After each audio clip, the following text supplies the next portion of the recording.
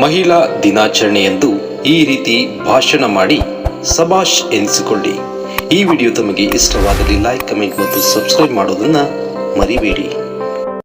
ಸುಂದರ ವೇದಿಕೆಯಲ್ಲಿ ಆಸೀನರಾಗಿರುವ ನನ್ನ ನೆಚ್ಚಿನ ಶಿಕ್ಷಕರೇ, ನನ್ನ ಆತ್ಮೀಯ ವಿದ್ಯಾರ್ಥಿ ಮಿತ್ರರೇ, ತಮ್ಮೆಲ್ಲರಿಗೂ ಶುಭೋದಯ ಮತ್ತು ಮಹಿಳಾ ದಿನಾಚರಣೆಯ ಶುಭಾಶಯಗಳು.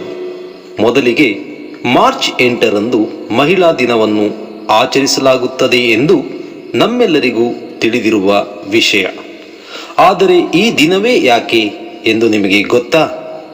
ಆ ವಿಚಾರವಾಗಿಯೇ ನಾನೀಗ ಕೆಲವು ಮಾಹಿತಿಯನ್ನು ನಿಮ್ಮೊಂದಿಗೆ ಹಂಚಿಕೊಳ್ಳಲು ಇಷ್ಟಪಡುತ್ತೇನೆ. ಅಂತಾರಾಷ್ಟ್ರೀಯ ಮಹಿಳಾ ದಿನಾಚರಣೆಯು ಎಲ್ಲ ಲಿಂಗಗಳನ್ನು ಸಮಾನವಾಗಿ ಪರಿಗಣಿಸಬೇಕು ಎಂದು ಜಗತ್ತಿಗೆ ಸಾರುವ ಸಲುವಾಗಿ ಆಚರಿಸಲಾಗುತ್ತದೆ. ಪ್ರತಿಯೊಬ್ಬರೂ ಹೆಣ್ಣನ್ನು ಗೌರವಿಸಬೇಕು. ಪುರುಷರ ಪ್ರಾಬಲ್ಯವಿರುವ ಜಗತ್ತಿನಲ್ಲಿ ಮಹಿಳೆಯ ಜೀವನದ ಮಹತ್ವವನ್ನು ಎತ್ತಿ ಹಿಡಿಯುವ ದೃಷ್ಟಿಯಿಂದ ಇದನ್ನು ಆಚರಿಸಲಾಗುತ್ತದೆ. ಸೋವಿಯತ್ ರಷ್ಯಾದಲ್ಲಿ ಮಹಿಳೆಯರು 1917ರಲ್ಲಿ ನೀಡಲಾದ ಮತದಾನದ ಹಕ್ಕಿಗಾಗಿ ಪ್ರತಿಭಟನೆಗಳನ್ನು ಪ್ರಾರಂಭಿಸಿದ ದಿನವನ್ನು ಗುರುತಿಸುವುದರಿಂದ ಮಾರ್ಚ್ 8 ದಿನಾಂಕವನ್ನು ಆಚರಣೆಗೆ ಆಯ್ಕೆ ಮಾಡಲಾಯಿತು. ಈ ದಿನವು ನಮ್ಮ ಜೀವನದಲ್ಲಿ ಮತ್ತು ಸುತ್ತಮುತ್ತಲಿನ ಮಹಿಳೆಯರ ಮೌಲ್ಯ ಮತ್ತು ಪ್ರಾಮುಖ್ಯತೆಯನ್ನು ಅಂಗೀಕರಿಸುತ್ತದೆ. ಮಹಿಳೆಯರ ಸಬಲೀಕರಣದ ಸಲುವಾಗಿ ಹೆಚ್ಚಿನ ಪ್ರಾಮುಖ್ಯತೆಯನ್ನು ನೀಡುವ ಸಲುವಾಗಿ ಇದನ್ನು ಆಚರಿಸಲಾಗುತ್ತದೆ. ಜಾಗತಿಕವಾಗಿ ವಿವಿಧ ಕ್ಷೇತ್ರಗಳಲ್ಲಿ ಮಹಿಳೆಯರ ಸಾಧನೆಗಳನ್ನು ಗೌರವಿಸಲು ನಾವು ಮಾರ್ಚ್ 8ರಂದು ಅಂತಾರಾಷ್ಟ್ರೀಯ ಮಹಿಳಾ ದಿನವನ್ನು ಆಚರಿಸುತ್ತೇವೆ.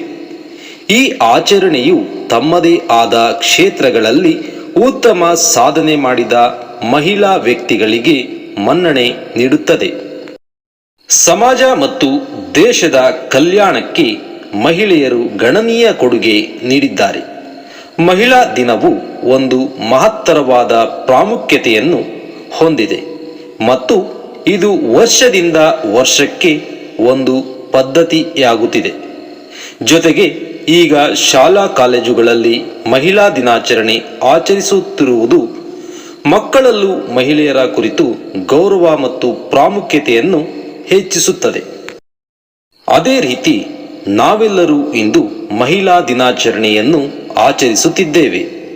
ನಾವು ನಮ್ಮ ಅಕ್ಕ, ತಂಗಿ, ತಾಯಿಯನ್ನು ಪ್ರೀತಿಸೋಣ, ಗೌರವಿಸೋಣ ಎಂದು ಹೇಳುತ್ತಾ ನನ್ನ ಭಾಷಣಕ್ಕೆ ಪೂರ್ಣ ವಿರಾಮ ನೀಡುತ್ತಿದ್ದೇನೆ. ಧನ್ಯವಾದಗಳು.